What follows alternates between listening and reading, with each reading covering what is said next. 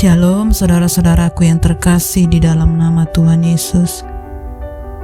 Senang sekali boleh kembali berjumpa bersama saya di dalam renungan harian Senin 13 Desember 2021. Puji Tuhan, kita boleh berkumpul bersama-sama dimanapun saat ini kita berada. Kita rindu untuk mendengarkan firman Tuhan. Biarlah kita semakin bergairah hari demi hari di dalam merenungkan firman-Nya. Mari kita satukan hati untuk berdoa. Bapa kami yang di surga, pada kesempatan ini kami rindu terus mengucap syukur atas seluruh berkat-berkat penyertaan yang Tuhan berikan bagi kami. Kami bersyukur untuk sukacita yang berlimpah. Kami bersyukur untuk seluruh petunjuk-petunjuk Tuhan di dalam hidup kami. Berkati setiap kami dimanapun saat ini kami berada. Biar kami yang mengikuti pembacaan firman Tuhan dan perenungan firman-Mu, kami dikuatkan, kami diteguhkan, kami dibangkitkan, bahkan kami mengalami perubahan saat kami mendengarkan firman-Mu. Terima kasih Bapa, penuhi setiap kami dimanapun saat ini kami berada. Dan biarlah kami sungguh-sungguh dapat melakukan seluruh kebenaran firman Tuhan, karena kami percaya firman-Mu lah sumber dari pengetahuan, sumber daripada hikmat. Terima kasih Bapa, terpujilah nama-Mu, hanya di dalam nama Tuhan Yesus kami berdoa. Amin. Nah saudara-saudara, judul renung kita pada hari ini adalah Buta Kebenaran, yang tertulis di dalam Matius 12 ayat 22 sampai 37. Mari saudara-saudara kita buka firman Tuhan ini bersama-sama. Saya akan membacakannya buat saudara-saudara. Yesus dan Beelzebul. Kemudian dibawalah kepada Yesus seorang yang kerasukan setan. Orang itu buta dan bisu. Lalu Yesus menyembuhkannya, sehingga si bisu itu berkata-kata dan melihat. Maka takjublah sekalian orang banyak itu. Katanya, ia ini agaknya anak Daud. Tetapi ketika orang Farisi mendengarnya, mereka berkata, dengan Beelzebul penghulu setan, ia mengusir setan. Tetapi Yesus mengetahui pikiran mereka, lalu berkata kepada mereka, setiap kerajaan yang terpecah-pecah pasti binasa, dan setiap kota atau rumah tangga yang terpecah-pecah tidak dapat bertahan. Demikianlah juga kalau iblis mengusir iblis, ia pun terbagi-bagi dan melawan dirinya sendiri. Bagaimanakah kerajaannya dapat bertahan? Demikianlah juga kalau iblis mengusir iblis, ia pun terbagi-bagi dan melawan dirinya sendiri. Bagaimanakah kerajaannya dapat bertahan?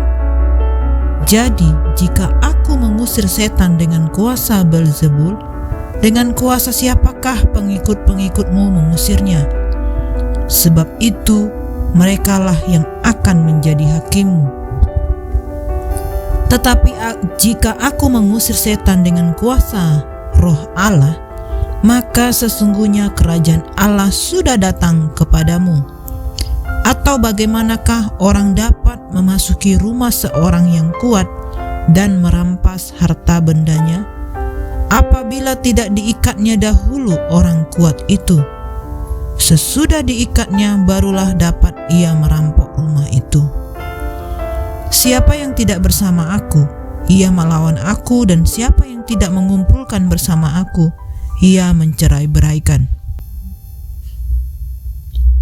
Sebab itu aku berkata kepadamu, segala dosa dan hujat manusia akan diampuni, tetapi hujat terhadap Roh Kudus tidak akan diampuni.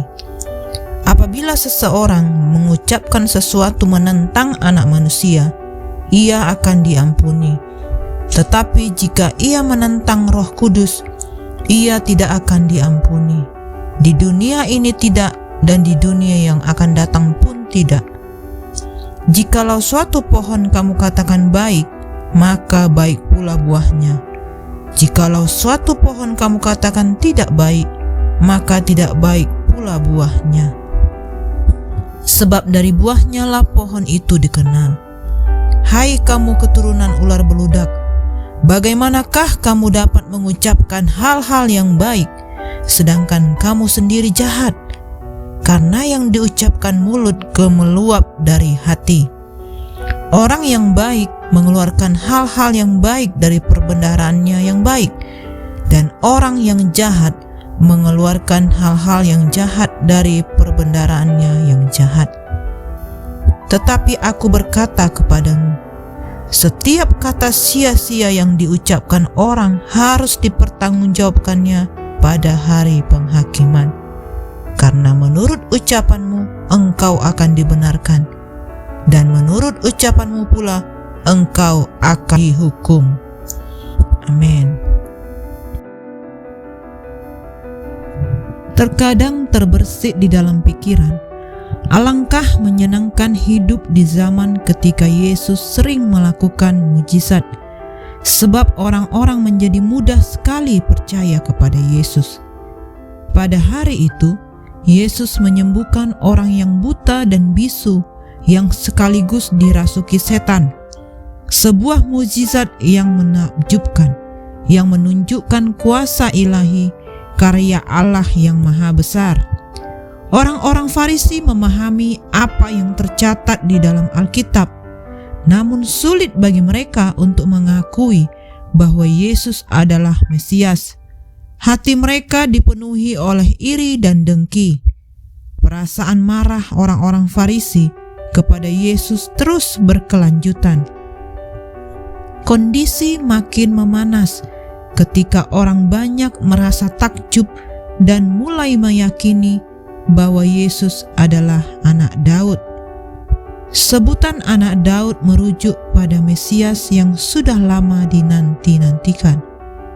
Kondisi ini mengancam kedudukan orang-orang Farisi yang secara politik dan agama berkuasa pada masa itu. Penaklukan Kristus atas iblis secara gemilang, yaitu melalui tindakan penyembuhan yang mulia atas seseorang yang atas seizin Allah dikuasai dan dirasuki oleh iblis. Perhatikan di sini, keadaan orang itu sangatlah menyedihkan. Ia kerasukan setan. Pada waktu Kristus berada di dunia ini, masalah-masalah seperti itu lebih banyak muncul daripada biasanya. Agar dengan menentang dan mengusir iblis, kuasa Kristus dapat lebih dimuliakan dan tujuannya lebih nyata terungkap. Juga agar tampak lebih jelas lagi bahwa ia datang untuk membinasakan pekerjaan-pekerjaan iblis. Orang malang yang kerasukan itu buta dan bisu, sungguh menyengsarakan. Ia tidak bisa melihat untuk membantu dirinya sendiri dan berbicara kepada orang lain untuk minta bantuan. Jiwa yang dikuasai iblis dan yang diperbudak oleh buta terhadap perkara-perkara Allah dan bisu di hadapan tahta anugerah. Ia tidak dapat melihat dan berkata apapun untuk mendapatkan semuanya ini. Iblis membutakan mata iman dan mengatupkan bibir untuk berdoa. Kesembuhan yang dialaminya sangatlah aneh. Semakin aneh lagi sebab terjadinya tiba-tiba. Yesus menyembuhkannya. Perhatikan, setelah iblis ditaklukkan dan diusir dari jiwa, maka jiwa itu akan mengalami kesembuhan karena penyebabnya sudah disingkirkan. Maka akibatnya pun langsung berhenti. Si bisu dan si buta berkata-kata dan melihat. Perhatikanlah, belas kasihan Kristus sangatlah bertentangan dengan kejahatan iblis, dan pertolongannya begitu berlawanan dengan kekejian iblis. Ketika kuasa iblis dihancurkan di dalam jiwa, mata menjadi terbuka untuk melihat kemuliaan Allah dan bibir terbuka untuk memuji Tuhan. Oleh karena iri dan merasa terancam, mereka menuduh bahwa mujizat yang dilakukan oleh Yesus berasal dari kuasa Beelzebul. Pengetahuan akan kebenaran Alkitab dan mujizat yang telah dilihat di depan mata tidak menjadikan orang Farisi takjub dan percaya. Sebaliknya, perasaan iri dan dengki menjadikan hati mereka buta. Mereka menjadi tidak puas terhadap keberadaan diri yang telah ditetapkan oleh Tuhan di dalam tatanan semesta alam. Kedengkian dapat muncul dalam bentuk kecemburuan, persaingan, dan kecurigaan, sehingga melahirkan tuduhan-tuduhan dan percideraan nama baik. Yesus menegur orang-orang Farisi yang dikuasai dengki, yang hatinya dikuasai kejahatan, dan tidak melihat kedatangan Mesias. Respon orang Farisi terhadap mujizat yang Yesus lakukan sesungguhnya berbicara tentang hati yang tidak percaya bahwa Yesus adalah Mesias, Anak Allah. Ketidakpercayaan itu diekspresikan melalui perkataan mereka. Ini adalah penghujatan. Jika orang menolak Yesus, bisa saja karena orang itu tidak kenal Yesus dengan baik. Namun jika Roh Kudus telah memberikan pencerahan, tetapi orang itu masih juga menolak Yesus sebagai Tuhan dan Juru Selamat, maka ia tidak akan diampuni. Sebab itu, mari kita mendoakan orang-orang yang kita layani untuk menerima Injil. Doakan agar Roh Kudus melembutkan setiap hati yang keras, agar terbuka pada kebenaran bahwa Kristus adalah Anak Allah.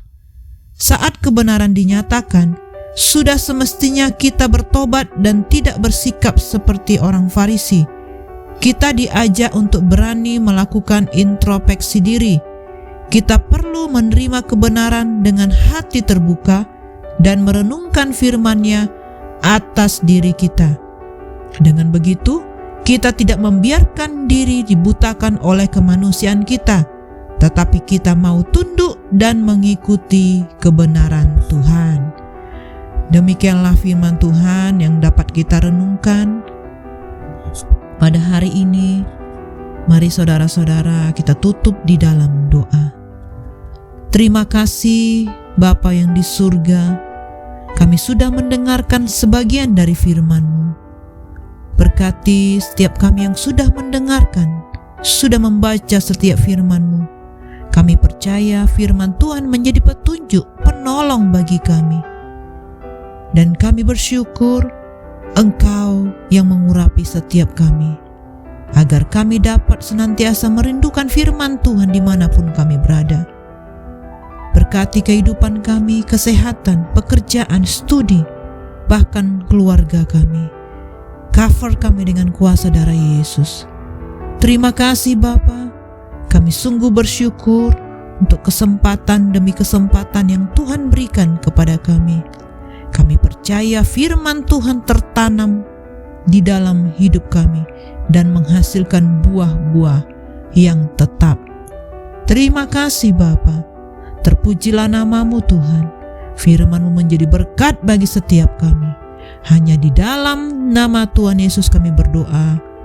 Amin. Semangat pagi dan semangat beraktivitas. Tuhan Yesus memberkati.